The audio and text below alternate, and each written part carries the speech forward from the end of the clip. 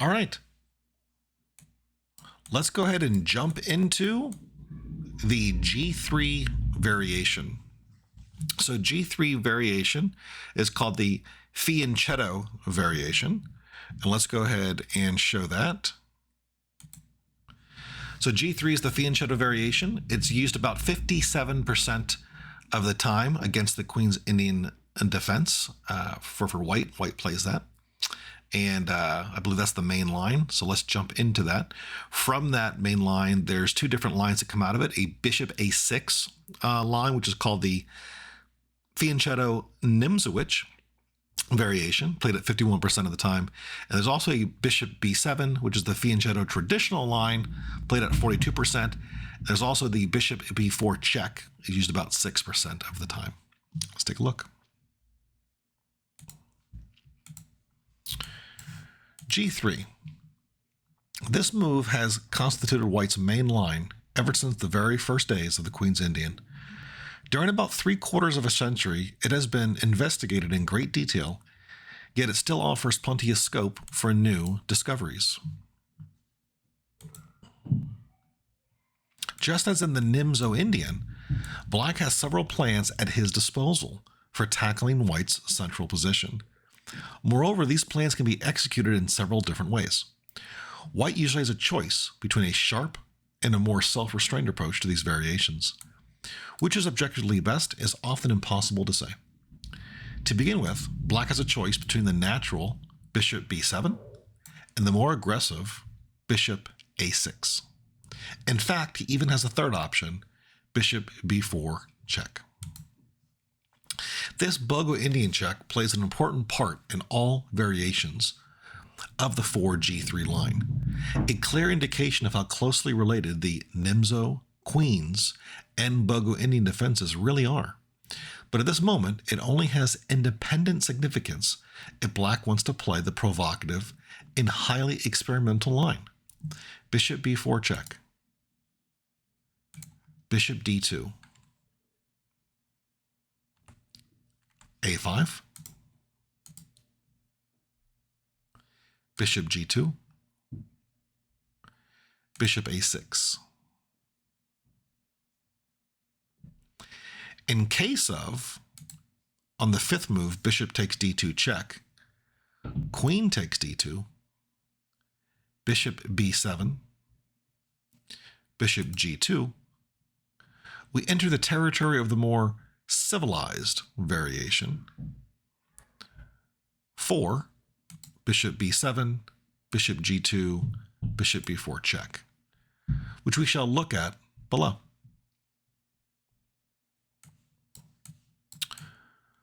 So 4G3, bishop b7.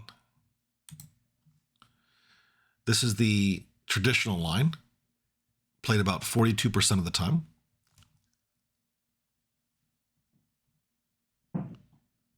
Bishop g2.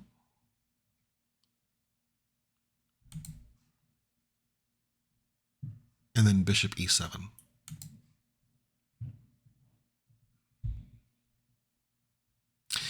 This is the classical response to the 4G3 line. But bishop b4 check is a solid alternative. White then faces a fundamental choice between three different moves. Knight c3,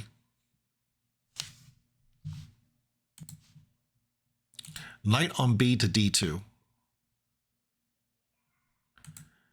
and bishop to d2. As against the bishop b4 check. Knight c3 is a Nimzo Indian variety that is generally regarded as less promising for white. Then the real Nimzo Indian is not played very often. Now, knight on b to d2 is also quite rare, but there seems to be no concrete reason for this lack of popularity, because black has nothing better than a fairly neutral reply, like castle, white castles, and then d5. In all probability, most players simply prefer their queen's knight to be on c3 in this type of position, where it exerts some pressure on d5. Also, of course, a knight on d2 always hinders the rapid development of the c1 bishop. By far the best studied move is bishop to d2. Black then has a large number of variations at his disposal, all varying greatly in character. The oldest and simplest is bishop takes d2 check, queen takes d2. White again prefers the c3 square for this knight. So the perhaps rather more obvious move, knight on b takes d2, is usually avoided. Black castles. Although this is a fairly quiet position, it is not without danger. For instance, white may opt for knight c3, knight e4, queen c2, with the treacherous point, after knight takes c3, knight g5, exclamation point, winning the exchange. However, it is actually quite unclear whether this is good for white, because black gets fair compensation for the material deficit after both queen takes g5, bishop takes b7, knight takes e2, queen takes e2, knight takes c6, bishop takes a8, rook takes a8, and also the other line, knight to e4, bishop takes e4, bishop takes e4, queen takes e4, queen takes g5, queen takes a8, knight c6. The latter variation was the subject of a heated theoretical discussion back in the days of Capablanca and Yu. It still is. A totally different idea lies behind the modern move a5. Black is hoping for bishop takes b4, a takes b4, which would give him a half-open a file for his rook and good control over the center. White does well to avoid this. One critical line is castle, castle, bishop f4, which practically forces black to retreat his bishop because of the threat of c5, followed by a3. So after 8, bishop e7, knight c3, knight e4, queen c2, a characteristic struggle for control over e4 breaks out. This fight for e4 is highly typical of the Queen's Indian. We are about to see it in several other variations. Whereas a5 is logical and quite understandable from a classical positional point of view, c5 seems very hard to swallow when it was first played around 1985. Here too, black accepts doubled pawns, but in this case, bishop takes c4, c takes b4, the capture not towards the center, but away from it, which at first sight at least seems totally wrong. Nevertheless, this plan has served black very well in practice, and today can be found in many different forms in both the Queen's and the Bogo-Indian. Black's position is very flexible. He can attack the white center with d6, followed by e5, or even with d5, while white cannot really do all that much with his central pawn majority. Finally, 6, bishop to e7 is also a good move. The bishop retreat is a reoccurring theme in this opening. Black lures the enemy bishop to d2 to prevent white from fianchettoing this bishop and to undermine a plan with the d5 advance, which is an important weapon against bishop e7, as we're about to see. With the bishop on d2, white's control over d5 is lessened, which makes castle, castle, d5 would be just e takes d5, rather pointless. The d5 advance, which cuts off the Queen's Indian bishop on b7 from the battle for e4, is in fact one of the major strategic motives of the entire Queen's Indian. In most cases, white will gain considerable space if he manages to consolidate this outpost. Thus, the value of 5c5, for instance, depends entirely on the question, how should one assess 6d5? The point is that e takes d5 is met by knight to h4, making use of the unprotected position of the bishop on b7 to regain the pawn. There are not too many players who have faith in this variation as black. So we now return to bishop e7. White can castle. However, 6 knight c3 is also often played, not with the idea of meeting castle with d5, because that would give black the opportunity of undermining the outpost on d5 with bishop b4. But in order to play queen c2 or even d3, gaining control over e4. The prudent reaction to this plan is knight to e4, which usually transposes to the line castle, castle, knight c3, knight e4, discussed below. But there's one rather important way to turn this into an independent variation. If white responds to the knight to e4 with bishop to d2, and black then plays f5, the characteristic push, d5, gains considerably in strength compared with the position where both sides have already castled, because white will not have to worry about bishop f6, queen c2, bishop takes c3, bishop takes c3, e takes d5, question mark, now that black's pawn on g7 is left undefended.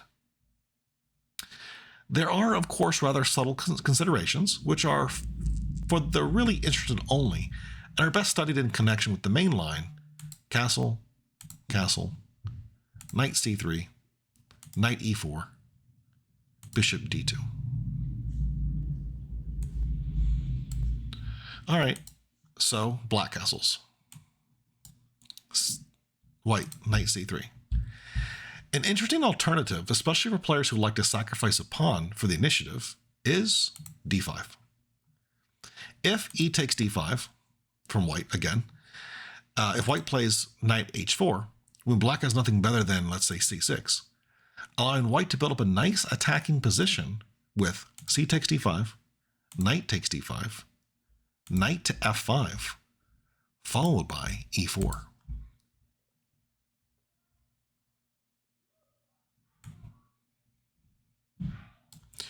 Knight to e4.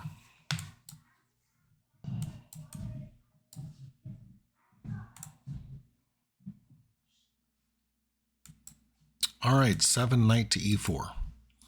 This characteristic knight move clears the way for the f-pawn before white is able to take control over e4 by playing queen to c2 or queen to d3. It also has the advantage of maintaining maximal pawn structure flexibility. The main alternative is to play 7d5, a frontal assault on white's pawn center, which usually results in some heavyweight positional maneuvering. Black plans to play c5 and is holding knight to e4 in reserve. White's most aggressive reaction is knight to e5, when the perhaps slightly odd-looking knight to a6 is actually more accurate than the rather obvious on knight b to d7.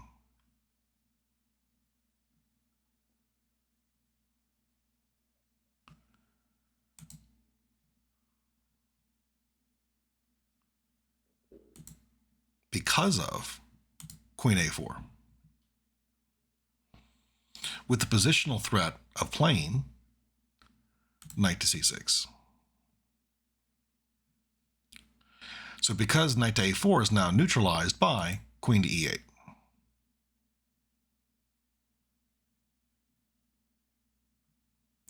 We now return to knight to e4. This is one of the most important positions of the Queen's Indian defense. It is also the main culprit for the somewhat dubious reputation this opening once enjoyed, as being dull or even downright drawish. Innumerable games have been played where after knight takes e4, bishop takes e4, knight to e1, bishop takes g2, knight takes g2, followed by a few more moves. A draw was agreed, sometimes even a prearranged one. These games have done a quite injustice to this position because apart from knight takes e4, which by the way can also be played with integrity, white has two real main lines which have always been taken very seriously indeed by opening theory. One of these is a queen to c2, is the more cautious. But after knight takes c3, queen takes c3, white's control over the central squares e4 and d5 have been considerably reduced, which gives black the chance finally to get in 9c5, in without having to worry about the standard reply of d5. A more reserved approach, like 9f5, followed by bishop f6, d6, and the knight to b7 is also not bad. 8 bishop to d2 is a more aggressive and recently a much more popular move. White concentrates on the battle for the central squares. His focus is on playing a d5 in order to gain space, even if this is at the cost of the pair of the bishops. This usually leads to tense and highly complex middle game positions, especially if black takes up the challenge and counters aggressively. For instance, bishop f6, rook c1, c5, d5, e takes d5, c takes d5, knight takes d2, or f5, d5, bishop f6. Strategically simpler and perhaps more cautious is 8 d5. This has similar aims to the 7 d5 line. Here, white usually fixes the pawn structure immediately by playing 9 c takes d5.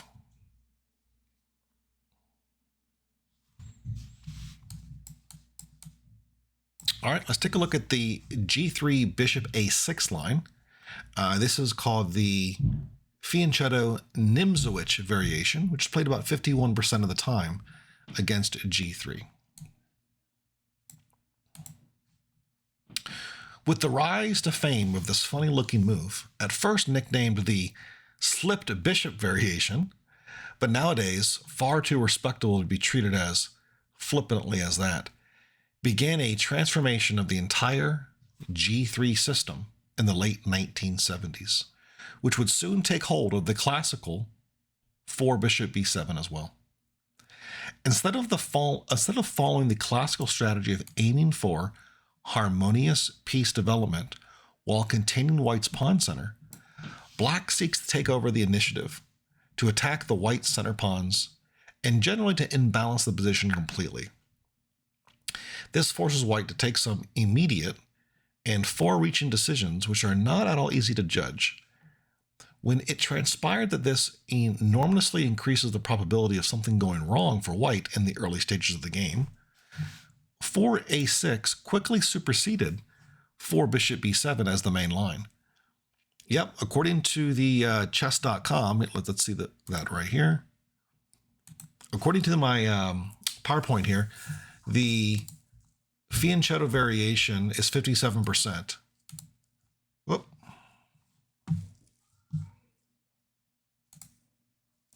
Put this back here.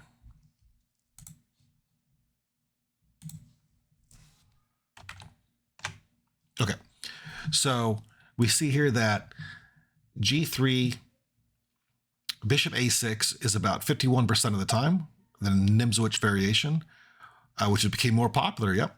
And it looks like bishop b7 is a little bit less popular now, is the traditional line of the bishop b7. Interesting.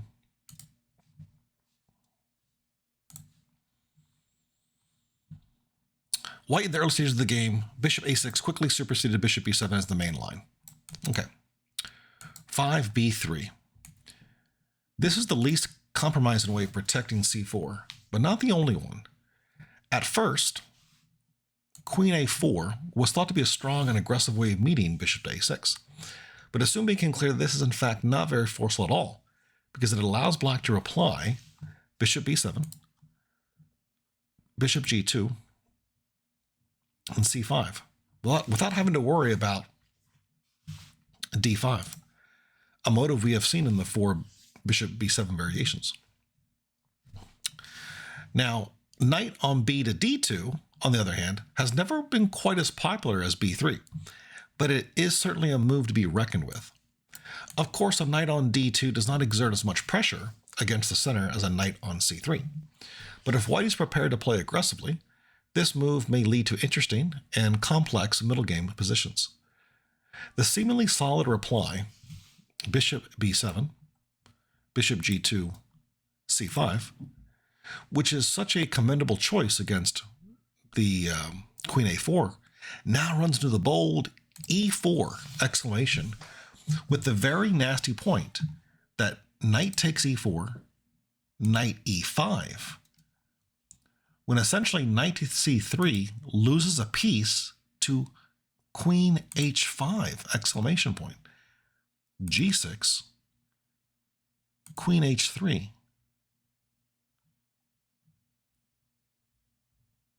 c takes d4,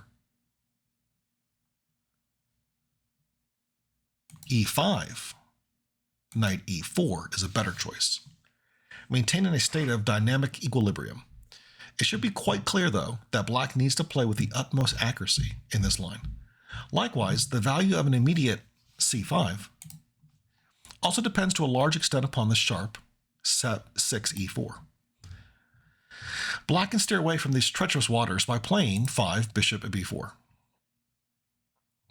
He renews the attack against c4 and lets further development depend upon white's reaction. Queen a4 or queen b3 can be met by c5. And on queen c2, he has a solid reply in bishop b7, bishop g2, bishop e4. By physically occupying e4, black for the time being at least prevents white from playing e4. As a consequence of this plan, he will have to give up the bishop pair after queen b3. But this fits well into this Nimzo-oriented strategy. After bishop takes d2 check, bishop takes d2, castle, castle, d6, followed by knight on b to d7. It will not be easy for white to find weaknesses in black's compact position. Bishop b4 check. This check, which we have already seen in similar situations, constitutes black's most solid treatment of this variation. The alternatives are sharper and tend to lead to extremely complex positions. d5 is black's most direct move. He intends to meet bishop g2 with d takes c4. This allows the response, 7 knight to e5, but forces white, if he so continues, to give up castling after bishop b4 check, because of bishop d2 is dubious in view of c takes b3 exclamation point. After king f1, after king f1, white's position is sufficiently disorganized for black either to prevent the immediate loss of material or to find satisfactory compensation for it with imaginative and very precise play, starting, for instance, with 8 bishop to d6, or knight on f to d7. Black has to know exactly what he's doing, though. 6 c takes d5 is a more cautious but less dangerous reaction to d5. 5 b5 is an unorthodox move which equally upsets the balance of power in the center, but in a totally different way.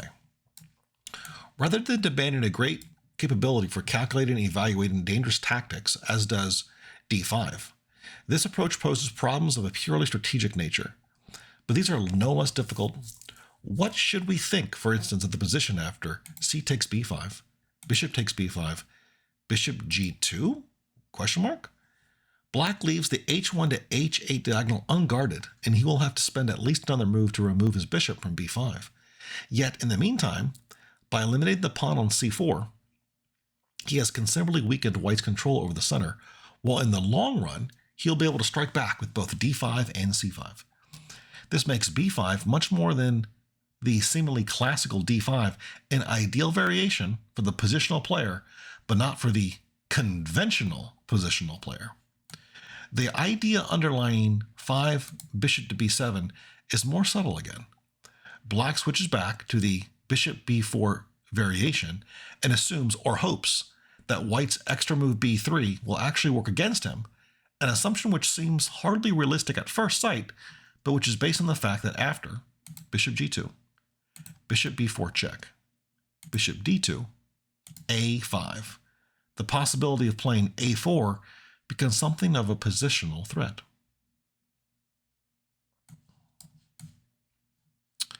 If castle, castle, bishop f4, for instance, which I called a critical line in the analogous variation, bishop b7, bishop g2, bishop b4 check, bishop d2, a5, Black now has a4.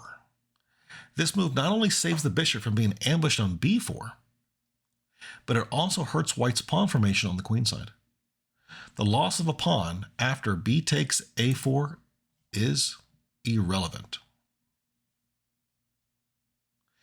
It is this characteristic maneuver, the bishop to b4 and then e7, wrong-footing the white bishop, that has made the variation to bishop a6 so very popular.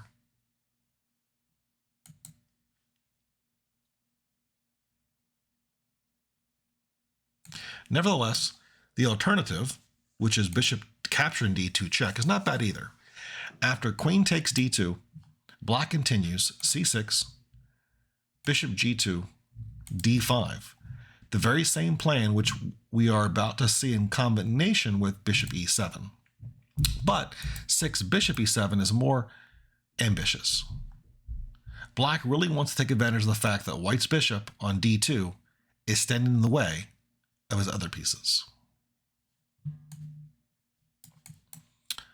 7 bishop g2 and then c6. Black can play d5 at once if he wants to do so, but c6 is just a little bit more profound. For Black can now recapture on d5 with the c pawn if necessary. The symmetrical pawn structure after knight c3, d5, c takes d5, c takes d5, for instance, with the Black bishop on a6 and his counterpart fairly powerless on g2, offers White almost no chances of obtaining an opening advantage. He will have to think of something else. All right, so bishop c3. White frees d2 for his knight, so as to protect his pawn on c4.